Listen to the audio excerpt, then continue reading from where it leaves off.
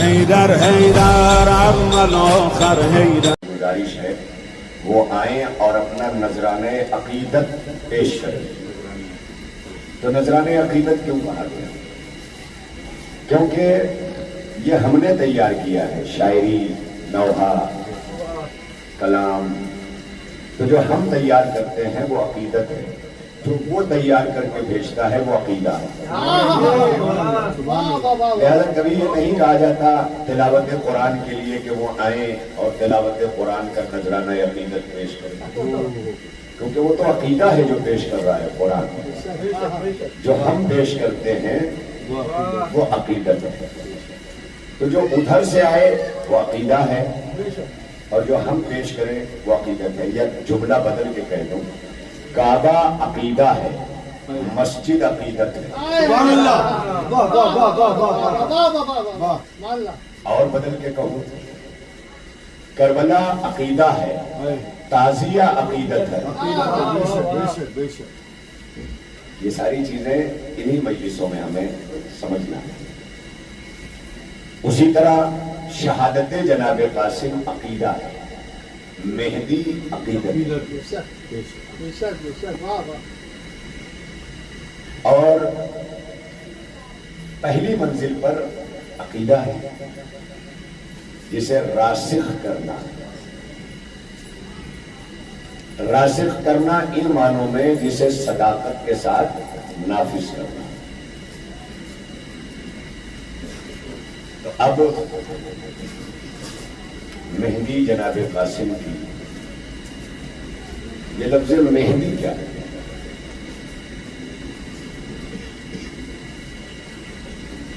کربلا، عراق، وہاں تو مہندی کا تصور بھی نہیں. یہ تو ہندوستان کا ایک پودا ہے.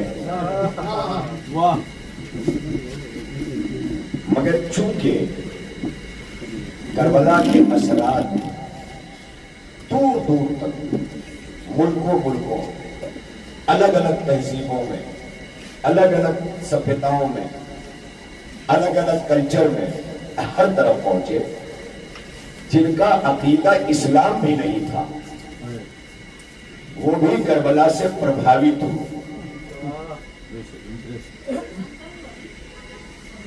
لہذا ہمارے بھارتی سبھیتا میں جو حسینی برہمن تھے، انہوں نے آج کی تاریخ کو جناب قاسم کی شہادت کے ساتھ ساتھ جناب ام فروہ کو اپنی عقیدت پیش کرنے کے لیے ایک دستور ہندوستانی تہذیب میں پیش کی. اور اس طرح رفتہ رفتہ اس منظر کو جب اہل عزا نے دیکھا تو اس پہ پھوٹ پھوٹ کر روئے. اور اس کے بعد یہ گجرات، راجستھان جہاں حسینی برہمن ہوا کرتے تھے، پھر گجرات کی وادیوں میں مختلف علاقوں میں گیا. یہی وجہ ہے کہ ہمارے خوجہ کمیونٹی کے لوگ جب یہ شیعہ ہوئے اور یہ پورے دنیا کے الگ الگ ممالک میں پھیلے تو ان کے یہاں مہندی بہت ہی زیادہ عقیدت سے برآمد کی جاتی ہے. اور رفتہ رفتہ ہماری ہندوستانی عزائی تہذیب کا ایک حصہ ہو گئی کہ کربلا کے واقعات میں رونے اور رلانے کے لیے، چونکہ کربلا پر جب انسان روئے گا، اور یہ رونا رلانا اس ماں سے جا کے مل جاتا ہے جس ماں نے شہادت حسین پر سوال کیا تھا کہ بابا میرے حسین پر روئے گا. تو جب یہ تہذیب وہاں سے جا کے مل گئی تو ہم نے بھی اس تہذیب کو اپنی عزاداری کا حصہ بنا دیا. میں اس لیے یہ باتیں رات کے وقت میں 12 بجے عرض کر رہا ہوں کہ تاکہ میرے بچوں تک یہ ذہن میں جب سوال اٹھے تو یہ بات قائم رہے کہ ایک ماں نے اپنے لال پر آنسو اس لیے مانگے تھے نا کہ جب لوگ بیٹھ کر حسین پہ روئیں گے تو پوچھیں گے کہ حسین کون تھا، کیوں کربلا تک آیا تھا. یہ ساری چیزیں جب آئیں گی تو حسین کا مقصد بیان کیا جائے گا. جب مقصد بیان کیا جائے گا تو حسین کا دین بیان کیا جائے گا، حسین کا خدا بیان کیا جائے گا. اور اس طرح پورا اسلام ان آنسوؤں کی روشنی میں بیان کر دیا جائے گا. حالانکہ آج میرا حق تھا کہ میں تادیر اس مجلس کو پڑھتا. کیوں؟ اس لیے کہ آج رات کی آخری مجلس قرار، یعنی محسن گلی کی جو عزاداری یہ اشرا قائم کیا گیا، یہ کل 4 بجے دن میں جا کر 4 بجے کی مجلس پر آخری مجلس قرار پائے گا جو مجھے اطلاع ملی ہے. اور اس کے بعد جلوس اعضا برآمد ہوگا اور کل کا دن پوری دنیا میں غازی عباس کے لیے منایا جائے گا. لہذا وہ علم مبارک وہ جلوس برآمد ہوگا. تو آج اتنا اعلان بھی ہے. اور جب میں ابھی یہ منظر دیکھ رہا تھا تو میں نے مسجد میں بھی ایک سفارش کی تھی کہ ہمیں اگر کچھ اچھا ہو سکے تو اسے ضرور کرنا چاہیے. تو فقط میں تلقین کر رہا ہوں، ضروری نہیں ہے کہ یہ حکم بنے. اگر یہ ممکن ہو سکے تو بہت اچھا عمل ہو جائے گا. اور اس طرح عزاداروں کا ایک بہت بڑا حصہ بچ بھی جائے گا، وقت بچ جائے گا اور زیادہ لوگ بھی شریک ہو لیں گے، وہ بہت اچھا ہو جائے گا. یعنی جب یہاں سے مسجد سے نکل کر مہدی جعفری امام بارگاہ المعروف منگل بانگی جب وہاں پہنچا جلوس تو وہاں سے ریٹرن آیا اور تمام ہو گیا. اگر اسی جلوس کی آخری منزل اس مجلس کو قرار دے دیا جائے تو جتنے جلوس میں ہے سب مجلس میں ہو جائے گی اور اس جلوس کی عزائی مجلس بھی ہو جائے گی. یہ عزاداری کا سلسلہ بھی اس سے مسلسل اور مہدی کے جلوس سے مسلسل ہو جائے گا. تو جو درمیان میں آدھا گھنٹے کا وقفہ ہے بہت سے لوگ محروم بھی ہو جاتے ہیں، وہ محرومیت بھی ختم ہو جائے گی. اور اکثر جلوسوں کی اختتامی منزل مجلس ہوتی ہے، یہ اختتامی مجلس بھی ہو اگر ممکنات میں ہوگا. یہاں کی انتظامیہ، ٹرسٹیاں، ذمہ داران، ان کو یہ حق ہے اور ان کا حق ہے اور کبھی کسی کا حق سلب نہیں کرنا چاہیے. مگر یہ ضرور ہے کہ ہر کوئی اپنے حق کے ساتھ انصاف کرے. اپنے منصب کے ساتھ، اگر میں خطیب ہوں میں اپنے منصب کے ساتھ انصاف کروں، آپ عزادار ہیں آپ اپنے منصب کے. یہی کربلا چاہتی ہے کہ کسی منصب کے ساتھ نہ انصافی نہ کوئی دوسرا کرے نہ وہ خود کرے. جیسے میں نے آپ کی خدمت میں عرض کیا تھا کہ اگر ہمیں دوسروں پر ظلم کرنے کا حق نہیں ہے تو ہمیں اپنے آپ پر بھی ظلم کرنے کا حق نہیں ہے. خدا کو یہ بھی منظور نہیں ہے کہ کوئی ظلم اپنے آپ پر بھی کرے. اپنے آپ پر ظلم اللہ کو برداشت نہیں ہے. جو خدا کی مشیت اپنے آپ پر ظلم برداشت نہ کرے، اسی خدا کے حسین پر کربلا کے میدان میں وہ ظلم کے پہاڑ توڑے گئے کہ کائنات ہی نہیں لرزی، اللہ کا عرش لرز گیا، ملائکہ کی دنیا لرز گئی، آسمان گریا کر رہا تھا حسین پر. آپ نے برابر سنا ہوگا کہ شبنم نے رو کے پھولوں کے دامن بھگو دیے، غم حسین میں پتھر بھی رو دی. اور یہ میں نہیں کہہ رہا ہوں، یہ مسلمانوں کی کتابیں لہوف، یہ کتابیں مقاتل وغیرہ میں بتایا جاتا ہے کہ جب شہادت امام حسین ہوئی ہے تو شہادت کے بعد جو پتھر پلٹے جاتے تھے وہاں سے خون نکلتا تھا، در و دیوار سے خون برآمد ہوتا تھا. رفتہ رفتہ کائنات اسے بھلا جائے لیکن نہیں. آج میں بس زیادہ دیر نہیں، کیونکہ ایک سلسلہ آمد کا ہے اور ایک فطری چیز ہے، میں اس وقت اس متانت اس سنجیدگی کے ساتھ اس وقت بیان کو نہیں جاری رکھ پاؤں گا. وہ میری اس مجبوری کو آپ بھی سمجھ رہے ہیں. فقط اتنا عرض کروں گا کہ آج کی رات جب آپ نے جناب قاسم سے منسوب کی تو آپ جانتے ہیں کتنے برس کا سن تھا؟ 13 برس کا سن. کل میں انشاءاللہ عرض کروں گا. حیدری عزاداری چینل بھیونڈی، ظاہر ہے کہ اس سال ایام اعزا سے 1439 ہجری میں اس چینل نے حتی المقدور کوشش کی ہے کہ یہاں کے حسین غریب کے غریب عزاداروں نے اپنے کم وسائل کے باوجود بھی جو عزاداری برپا کی ہے وہ دنیا تک پہنچے کہ تیرے حسین کے ماتمداروں سے کوئی جگہ خالی نہیں ہے. مادر حسین، تیرے حسین کے ماتمدار یہاں بھی ہے. یہاں جو عزاداری برپا ہو رہی ہے، آپ جانتے ہیں بہت سے نوجوان یہاں ایسے ہیں جو الگ الگ کمپنیز میں मल्टी कंपनियों में जॉब कर रहे हैं, रात को किसी तरह अपना वक्त सेट करके यहाँ पहुंचे। बहुत से मजदूर हैं जिन्होंने अपनी दहाड़ियां छोड़ी है कि अपने सहरा के करीब लाल हुसैन तक पहुंच जाए और मातम के जरिए हम पुरसा पेश कर लें। ये पुरसा पेश करने तो आए हैं, लेकिन हुसैन की माँ कभी किसी को महरूम नहीं करती है। मादरे हुसैन कभी किसी को महरूम नहीं करती। इस आलम में भी वो माँ देख रही है, कोई पहुंचे न पहुंचे, अल्लाह में लिखते हैं वो माँ के सहारे पहुंचती है।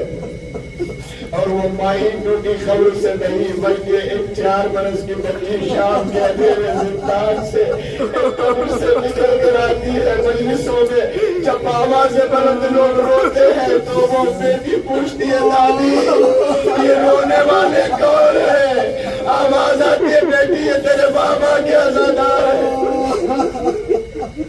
वो 4 बरस की बच्ची अपने हाथों को उठा के कहती है, दादी अगर ये करबला में होते तो मेरा बाबा प्यासा न शहीद होता। आज इस मेहदी के जरिए एक गरीब माँ जिसने की यतीम को पाला था, 50 हिजरी में जनाब कासिम को अली के बड़े लाल हसन, हुसैन के बड़े भाई हसन 50 हिजरी में शहीद हुए, ज़हर दगा दिया गया। करबला में 61 हिजरी है, कासिम का सिन 13 साल हो चुका है। जब हसन की शहादत हुई है ना, तो कासिम सिर्फ 3 साल के थे, 3 बरस के कासिम थे। रवायत कहती है जब जनाब कासिम को जहर दगा दिया, जनाब हसन को जहर दिया गया, तो उस वक्त हसन के पास कोई नहीं था, यही कासिम था 3 बरस। जब जहर की शिद्दत सीने में बढ़ी ना, तो अपने 3 बरस के कासिम को अपने सीने पे रख के जकड़ लिया हसन, शिद्दत के दर्द से जकड़ा।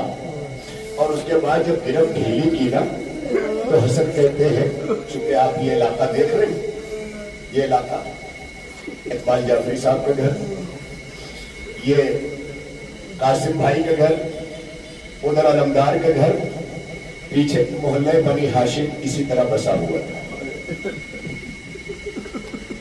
इसी तरह पीछे की जानिब ज़ैनब का घर। कासिम से कहते हैं हसन मेरे लायक अपनी फूफी के घर चले जाओ, रात का वक्त है। और साथ साथ ये भी कहते हैं कासिम इस बात का ख्याल रहे, तेरी बहन नमाज़ शब पढ़ती है, अगर दरवाजा न खुले तो देर तक तकबीर मामला करना, दरवाजे पे बैठ जाना। जानते हो का पापा मुझे कहना क्या है? का बेटा तुम्हें कुछ कहना नहीं पड़ेगा, मैं तुम्हारी शक्ल इस तरह बना देता हूँ कि तुम्हें देख के मेरी ज़ैनब समझ जाएगी। कासिम के आस्तीनों को पलटा, गिरेबान को चाट कर दिया, बालों को बिगाड़ कर मिट्टी डाल दी। कहा कि मेरी बहन के दरवाजे पे अदादारों जब ज़ैनब के दरवाजे पे कासिम पहुंचे ना, दरवाजे को ढकेला तो दरवाजा खुल गया। जनाब ज़ैनब की निगाह पड़ी, कासिम को उठाया कि मेरे भैया की खैर, मेरे भैया की खैर। ये कहती हुई ज़ैनब मातम करती हुई कासिम को लेके आई, और एक मर्तबा देखा मेरा भैया खून की उल्टियां कर रहा है। हाँ अदादारों, मस्जिद में हक अदा नहीं कर सका था मैं शहादत पढ़ने का, मसाइब नहीं पूरा कर सका था। इस वक्त बच्चों के दोष पर जनाब कासिम का जनाजा है, ताबूत लिए खड़े हैं, शबीह ताबूत। अभी वो मंजर आप देखेंगे, अभी मेरी तरफ 2 मिनट मेरी तरफ देख ले। रवायत कहती है ना कि तब से 3 बरस के कासिम को एक बेवा ने 13 बरस कर दिया था। उसी वक्त कासिम के बाजू पर ताबीज भी हसन ने बांधा था। करबला को जानते थे, हुसैन नहीं भेज रहे थे। आपने सुना है ना बार बार, जब जनाब कासिम से न रहा गया और बाजुओं पर अपने गिरफ्त मजबूत की, तो याद आया कि बाबा ने शहादत के वक्त मेरे बाजू पर एक ताबीज बांधा था। जब वो ताबीज खोला था तो वो ताबीज नहीं था, وہ بھائی کا بھائی کے نام خط تھا. حسن نے حسین کے نام لکھا تھا اور لکھا تھا کہ بھیا حسین کربلا میں نہیں ہوں مگر میرا قاسم ہے اسے قبول کر لو. اس خط کے بعد جناب قاسم کو میدان میں بھیجا تھا. میدان میں گئے جناب قاسم. تاریخ کہتی ہے میدان میں قاسم گئے قاسم تھے مگر علامہ رشید ترابی نے کہا کہ جاتے ہوئے تو فروا کا لال قاسم تھا مگر آتے ہوئے تقسیم ہو چکا تھا. یعنی اتنے ٹکڑوں میں بٹ چکا تھا فروا کا لال کہ حسین نے جگہ جگہ سے لاش کے ٹکڑے اٹھائے, ایک گٹری بنائی. گٹری بنا کر جب درے خیمہ پر لائے تو بیویوں نے جواب فروا سے کہا بی بی آپ کے بچے کا لاش آ گیا. فروا نے سجدے میں سر رکھ کر کہا مالک میرا ہدیہ سب سے زیادہ قبول ہے کیونکہ ہر کوئی شہید ہوا ہے. میرا قاسم جگہ جگہ سے شہید ہوا. واہ قاسم واہ.